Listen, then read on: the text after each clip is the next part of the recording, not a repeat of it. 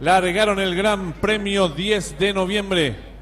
Sale a enseñar el camino al participante número 1, Farauda Serra, pequeña ventaja sobre el número 3, el enemigo. Tercero se desempeña el participante número 8, Rocky Royal. Cuarto viene accionando el número 5, Berlín. En la quinta ubicación se desempeña el número 10, Terremoto. Más atrás lo hace el número 2, Enfant Wells. Los competidores van a comenzar a enfrentar el codo. Asume el comando del lote el número 3, el enemigo. Estira cuerpo de ventaja ahora sobre el número 8, Rocky Royal. Tercero se desempeña el número 1, Farauda Serra. Cuarto viene accionando el número 10, Terremoto. Gana terreno rápidamente del fondo el número 7, Western Cover. En la sexta ubicación el número 9, Lightmaker. Más atrás viene accionando el número 6, Garoto Boy. Luego el 5, Berlín. Más atrás el 2, Enfant Wells. En la marcha el 4, Comandante. Y los competidores del Gran Premio 10 de noviembre están en la recta final. Últimos 400 metros finales. El número 3, el enemigo, intenta la disparada. Corre con cuerpo de ventaja sobre el número 8, Rocky Royal. Entre ambos se desempeña el número 7, Western Cover. Descuenta ya los últimos 300 metros finales. El número 3, el enemigo. Cuerpo de ventaja sobre el número 7, Western Cover, que existe por fuera. Tercero se desempeña el participante número 8, Rocky Royal. Descuenta ya los últimos 150 metros finales. El número 3, el enemigo, firme en la delantera. Lo hace con 3 cuerpos de ventaja sobre el número 7,